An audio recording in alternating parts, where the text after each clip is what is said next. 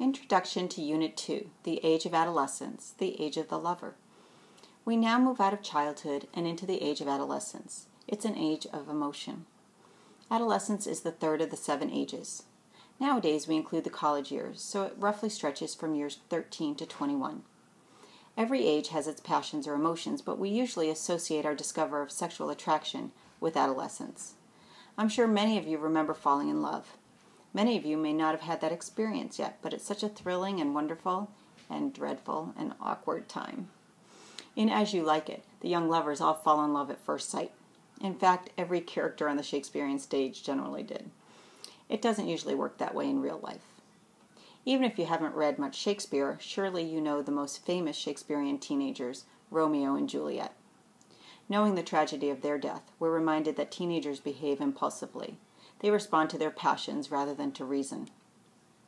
For this essay, then, we'll be exploring emotions from the age of adolescence, but this time we'll be doing something that most adolescents don't do, taking a good hard look at the causes and/or effects of an emotional experience. In our first essay on childhood, we studied comparison and contrast as patterns of development for organizing our thoughts. You should remember that these patterns of development seldom appear in isolation. A single essay might compare and contrast while at the same time examine causes and effects. We're discussing these patterns of development one at a time, however, because it's hard to cover everything at once. Lesson 7 of this unit will discuss what I mean by passion and provide you with an overview of the types of causes and effects to explore. Lesson 8 will discuss a few options you have for organizing the composition. And in Lesson 10, we'll add to your repertoire of rhetorical devices. So what's the assignment for this unit?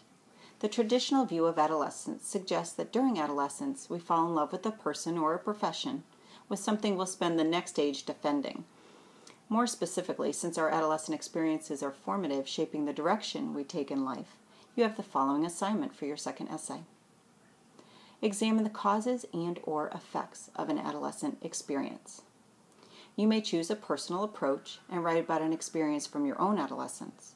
For example, I could write about my first real job and explore the impact that job had on my development. In high school, I worked for a printing company. They produced people's wedding invitations, office stationery, business cards. My skills as a typist got me the job. Thank you, Mrs. Mullen, my high school typing teacher. But I quickly rose through the ranks to proofreader and finally ended up in the special accounts department, dealing with the largest customers of the company. I learned that I loved writing and editing, and I learned that I had interpersonal skills. Both influenced my choice for a profession. I could examine these and other effects that came from that job experience if I were writing this essay. If you choose a personal approach, I would caution you to not just relate a story from your adolescence. That's probably one of the biggest mistakes that students make. They make the story the whole, and they miss a careful examination of causes and effects. This essay requires much more than just telling a story. Or if you don't want to take a personal approach, you can choose a more clinical subject and write about an experience you believe to be common to adolescents. The caution with this approach would be that you would still need knowledge of the subject. You shouldn't be researching. Whether experience or observation, you'll need that material to write effectively. This is not a research essay. For example, I might write about the effect of participation in high school sports on teenagers, based upon what I've observed in watching those sports over the years. I could write about both the positive effects and the negative effects, the immediate effects and the ones that teens may not see for years. But more about that in Lesson 7. So a basic approach to this assignment is to first identify and describe the adolescent experience and then examine carefully the causes and effects. I suggest you choose one or the other. It's hard to do the whole in one essay, and choosing one or the other will narrow the scope of the essay for you. In completing this essay, you should use the same writing process that you used in composing the first assignment. Brainstorm first, then organize, draft, then revise and edit. You should remember again that often these elements are recursive and overlap. To start brainstorming, you might start listing. Here are some ideas that you might write about. Participating in sports, getting good grades for the first time, or barely passing 8th grade English, attempts at being popular, or simply being accepted, buying a new car, a particular act of rebellion, getting a job, selecting a college, moving out of the house for the first time, the selection of your major field of study, a change in your understanding of life. Obviously, this list is superficial. Your own list is likely to identify many more specific experiences, especially if you go the personal route. I would encourage you to consider several topics first, or several ways of completing the assignment before you select a particular thesis and gather the information to support that thesis. Of course, every assignment makes certain demands on a writer.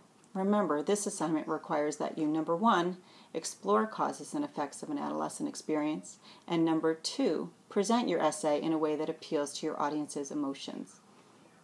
During the invention stage, you might consider your audience and how to best rouse their feelings. One final note. Unit 2's essay is about the causes and/or effects of an adolescent experience. They should be your thoughts, your ideas. It can be a very personal essay or it can be more distant. Either way, it's not a research essay. As an additional assignment, however, I'm asking you to include 2 direct quotations in your essay.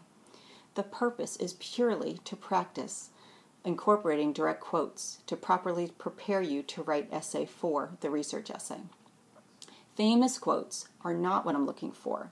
What I do want you to include is expert opinion of some sort. The ideal way to approach this requirement is not to think about a direct quotation until after you've started drafting. Once your topic is well developed and your organization is coherent, then search for a source which might help your purpose. We'll talk more about this during the week as you work through the handouts on incorporating quotes. There is also additional practice in the Unit 2 module, and you'll be quizzed on proper quotation integration as well. Now move on to Lesson 7.